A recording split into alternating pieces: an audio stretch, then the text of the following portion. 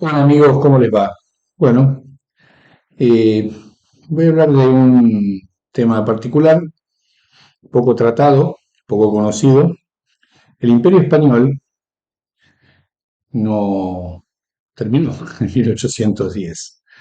Esa es una mirada bastante sesgada que tenemos nosotros con la formación histórica que tenemos. Si tenemos que hablar de América, tenemos que pensar en 1898 con la independencia de Cuba, Puerto Rico y Filipinas. El Imperio Español desmembrado, como sea, continúa en la actualidad. Y vamos a ver el caso de Ceuta y Melilla, que están en África, y es una situación imperialista como lo son el Peñón de Gibraltar y las Islas Malvinas. ¿Por qué Ceuta y Melilla pertenecen a España si están en África? Son los únicos territorios de la Unión Europea en el que África continental y su frontera fueron foco de crisis migratorias y disputas diplomáticas. Esto está situado el 27 de junio de 2022. Aquí tenemos un mapa, ¿sí? Este es el estrecho de Gibraltar, Ceuta, Melilla, España. Hablamos de Ceuta y Melilla, dos ciudades que pertenecen a España desde hace más de 500 años, pero que Marruecos estuvo reivindicando como suya prácticamente desde que consiguió su independencia en 1956. La ley internacional no las considera colonias y la Organización Nacional de las Naciones Unidas, ONU, respalda que son provincias españolas. Este 17 de mayo de 2022, tras más de 2 años de fronteras cerradas a causa del coronavirus, Marruecos reabrió sus pasos terrestres a Ceuta y Melilla. Es el último episodio de la nueva fase de concordia que experimentan ambos países luego de varios años turbulentos. El reciente acercamiento se produce después de que el gobierno socialista de Pedro Sánchez aceptara el proyecto de Marruecos sobre la autonomía del Sáhara Occidental el pasado mes de marzo de 2022, otra disputa territorial que durante años avivó esta complicada relación. Y aunque muchos esperan que esta nueva fase despeje o al menos aliviane las reivindicaciones por Ceuta y Melilla, expertos consultados a este organismo periodístico, la BBC Mundo, ponen en duda que el país africano renuncie completamente a estas reclamaciones históricas. Pero, ¿cómo estas ciudades en el norte de África pasan una... Bueno, Melilla pertenece a España desde el siglo XV, Ceuta desde el siglo XVII.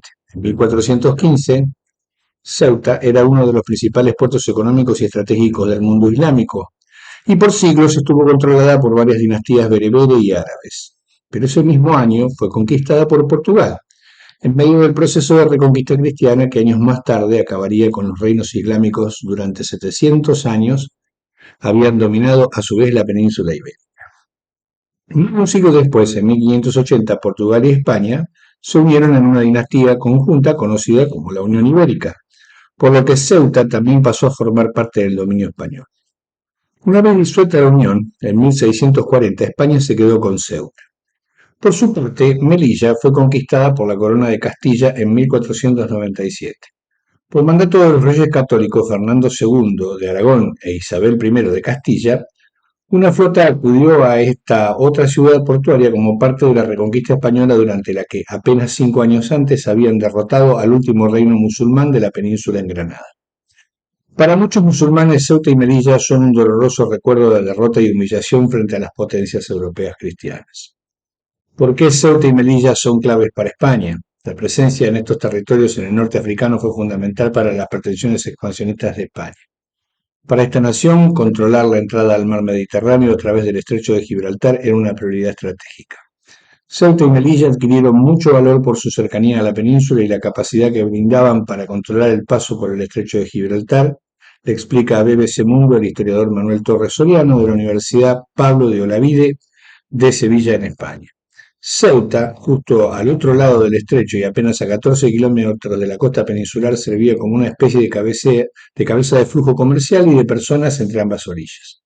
Melilla, por otro lado, atendió las necesidades de contar con un puerto y una base desde la cual sostener la lucha contra la piratería. Este era un problema enorme para la seguridad de España, añade Torres. Desde entonces, y tras 5 siglos de presencia ininterrumpida, España considera a esas dos ciudades como parte integral de su territorio. Ahora con una población estable, Ceuta y Melilla son tan españolas como cualquier otro territorio de la península, dice Torres. Vínculo militar. En la primera mitad del siglo XX, la geografía estratégica de Ceuta y Melilla volvería a ser clave para los objetivos militares de España. Entre 1912 y 1956, España y Francia tuvieron a su cargo un protectorado en el norte de África, que incluía grandes zonas del actual Marruecos. A España le correspondió la zona norte y sur del país, pero de este protectorado quedaron excluidos Ceuta y Melilla, que mantuvieron un estatus de territorio español. Ambas ciudades se convirtieron en un epicentro de la administración colonial de España en la actual Marruecos. Eran la base administrativa y militar para controlar este protectorado, explica Torres. No es casualidad que la Guerra Civil Española, atención con esto, estallara en 1936 a raíz de un levantamiento militar en Melilla. Tanto allí como en Ceuta, el ejército español enviaba a las que probablemente eran sus mejores tropas. Todo esto influyó en que las guarniciones aquí destinadas se mostraran afines al levantamiento y llevaran la iniciativa en el estallido de la guerra civil, dice Torres. La guerra civil española culminó en 1939 con la victoria de las tropas franquistas sobre el bando republicano. El protectorado español en el norte de África no terminaría hasta 1956, cuando Marruecos consiguió su independencia y surgió como el Estado que hoy conocemos. Una zona en el sur le fue entregada a Marruecos en 1958, pero Ceuta y Melilla siguieron siendo españolas. ¿Por qué Marruecos las reclama como suyas? Prácticamente del logro de la independencia, Marruecos reclamó frecuentemente el fin de lo que ellos consideran una ocupación española en Ceuta y Melilla, y sus reivindicaciones forman parte de la idea del Gran Marruecos, por lo que los marroquíes reclaman la soberanía sobre las zonas del territorio norafricano, incluido el Sahara Occidental. Pero cuando Marruecos presentó el caso de Ceuta y Melilla ante Naciones Unidas como territorios no autónomos pendientes por descolonizar, este fue desestimado. Samir Benis, analista político marroquí, explica que, tras la independencia de España y Francia, Marruecos actuó de buena fe asumiendo que la cuestión de Ceuta y Melilla se resolvería de forma amistosa en el futuro. Actualmente España se niega categóricamente a mantener cualquier negociación sobre estas dos ciudades e insiste en que fueron españolas durante más de 5 siglos y que son parte integral del Estado español. Sin embargo, Benis cuestiona la postura española desde un punto de vista histórico. Durante la mayor parte de la historia estos dos enclaves no fueron considerados como dos ciudades españolas completamente establecidas. Su estatus varió entre fortalezas militares y presidios al aire libre, a los que enviaban personas a cumplir sentencias para mantenerlas alejadas de la península, dijo Benis a la BBC. ¿Qué dice la ley internacional? Expertos consultados por el BBC Mundo argumentan que hay mucha política alrededor de las reivindicaciones marroquíes sobre Ceuta y Melilla y que no se trata solo de un tema legal. De hecho, estas dos circunstancias no son los únicos territorios, estas dos ciudades, perdón, no son los únicos territorios que enfrentaron a España y Marruecos. Cerca de costas marroquíes, España también controla el Peñón de Vélez, aquí, el Peñón de Alucemas, aquí, la isla de Chafarinas, aquí, y el islote de Perejil, aquí. O sea que no estamos hablando solo de Ceuta y Melilla, estamos hablando de también Peñón de Vélez de la Gomera, Peñón de Alucemas, Islas Chafarinas e Isla Perejil, el islote de Perejil. A diferencia de Ceuta y Melilla, no hay civiles en estos territorios. Vélez de la Gomera alberga una base militar, pero sin población civil. Eso es muy importante para Marruecos, siempre sería más fácil reclamar territorios sin habitantes que Ceuta y Melilla, explica a BBC Mundo Jaime Trinidad, experto en ley internacional de la Universidad de Cambridge en Reino Unido. La defensa legal de España es que estos territorios se convirtieron en españoles mucho antes de que Marruecos se convirtiera en un Estado. Y bajo la ley, estos territorios no son considerados colonias porque están perfectamente integrados como entes autónomos dentro de la Constitución española, añade el experto. En términos legales, que esos territorios son españoles es algo que está bastante claro. Para Marruecos va a ser muy difícil cambiar ese estatus, aunque creo que mantendrá sus reclamaciones vivas como estrategia política, dice Trinidad. El académico opina que para Marruecos es mucho más importante el Sahara Occidental que sus reclamaciones sobre Ceuta y Melilla, y aunque cuentan con el apoyo de organismos como la Unión Africana, se deben más a un tema emotivo al tratarse de los dos últimos territorios europeos en África continental. ¿Cómo se vive en Ceuta y Melilla? Como ciudades autónomas, Ceuta y Melilla cuentan con competencias similares y las otras autonomías de España como Cataluña o el País Vasco o Andalucía, pero su régimen es más bien un híbrido entre un asentamiento local y una ciudad autónoma.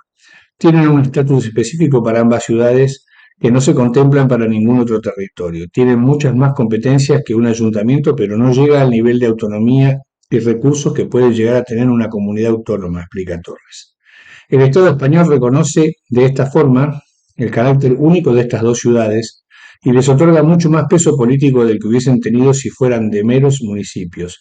A pesar del origen marroquí de muchos de sus habitantes y del crecimiento del Islam, Torres explica que hasta el momento no se generalizó un problema de identidad nacional. De hecho, los españoles ceutíes y melillenses con ascendencia marroquí se sienten más reafirmados en esa identidad española por una situación de bienestar material y de acceso a derechos y libertades que no se tienen al otro lado de las fronteras, dice Torres. Desde la visión mayoritaria de esas ciudades, las reivindicaciones de Marruecos se sintieron como una amenaza, no como algo planteable, añade. Sin embargo, en ocasiones ambas ciudades se sienten abandonadas por el Estado español. Ambas figuran como las dos últimas en nivel de riqueza per cápita del país, según datos del Instituto Nacional de Estadística. Su posición peculiar las hace muy vulnerables a lo que sucede en Marruecos y la economía de sus habitantes depende en gran medida del comercio sumergido y el contrabando que fluyó a ambos lados de la frontera durante décadas. Además, son el único punto de entrada terrestre de la Unión Europea desde África, lo que convierte a estas ciudades en el objetivo de miles de migrantes cada año. Una situación que algunos consideran fue utilizada por Marruecos como arma política. En la primavera de 2001, unos 8.000 migrantes cruzaron la frontera en un solo día. Entonces se especuló con que guardias marroquíes habían hecho la vista gorda para abrirles paso. El incidente desembocó en una grave crisis diplomática entre España y Marruecos, provocando que el gobierno español enviara refuerzos a sus fronteras. Y el pasado viernes 24 de junio de 2022, se está hablando, en el primer intento de cruce masivo desde España y Marruecos, reanudaron sus relaciones en marzo. Al menos 23 inmigrantes murieron y otros resultaron heridos el viernes cuando una gran multitud intentó cruzar Melilla, aunque organizaciones de derechos humanos elevan la cifra de fallecidos a 37. El incidente se produjo cuando un amplio dispositivo de fuerzas marroquíes intentó detener a los migrantes con porras, gases lacrimógenos y pelotas de gomas. En los últimos años y a raíz de las tensiones que se dieron entre estos dos países, Ceuta y Melilla se convirtieron en un eslabón preocupante de la estabilidad española. En marzo de 2020, las fronteras marroquíes se cerraron con estas dos ciudades a causa del coronavirus y no reabrieron hasta el pasado 17 de mayo de 2022. Durante las restricciones, la economía de sus vecinos sufrió y se evidenció aún más su dependencia por el país africano. Es por ello que el Observatorio de Ceuta y Melilla estuvo pidiendo al gobierno español medidas contundentes para cambiar el modelo económico de estas ciudades, disminuir la dependencia con Marruecos e impedir crisis futuras. Melilla y Ceuta se encuentran ante una crisis de extraordinaria seriedad, agravada en grado sumo por la dependencia económica de Marruecos. Algunos analistas de prestigio estiman que bajo ciertas circunstancias la no sostenibilidad de Melilla y Ceuta supone un riesgo para los intereses de España, concluye uno de los informes del observatorio. Una nueva etapa. Con el reconocimiento español del Plan de Autonomía marroquí sobre el Sahara Occidental a fines de marzo de 2022, la relación entre ambos países dio un giro considerable. Esta estratégica región en el norte de África fue colonia española hasta 1975 y lleva desde entonces inmersa en un conflicto por definir su estatus. Por un lado, el pueblo saharaui pide ser un país, independiente, y por otro Marruecos considera que este territorio le pertenece. Naciones Unidas estableció en 1991 la MINURSO, una misión especial con el objetivo de celebrar un referéndum en el que el pueblo saharaui puede elegir entre la independencia y la adhesión a Marruecos. Sin embargo, hasta la fecha no fue posible organizar la consulta. Por primera vez en muchos años, España rompió la neutralidad sobre la situación de este territorio, ganándoles críticas internas y abriendo a su vez otro enredo diplomático con Argelia, su rival histórico de Marruecos, que defiende la alternativa saharaui al conflicto. Perdón, saharaui.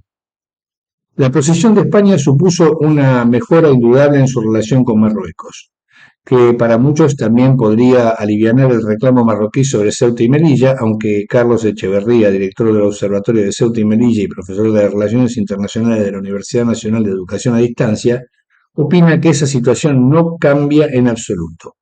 Aunque el mensaje de las autoridades españolas vaya en la dirección contraria que Marruecos renuncie al reclamo sobre Ceuta y Melilla, no se dejó por escrito en ningún sitio, dice Echeverría a BBC Mundo. Muchos creen que se abrirá un período de tranquilidad y puede que así sea, pero yo no veo a esa tranquilidad asegurada. La reivindicación siempre va a estar ahí, añade el experto. José Carlos Cueto, BBC Mundo. Y bueno, ¿qué más decir?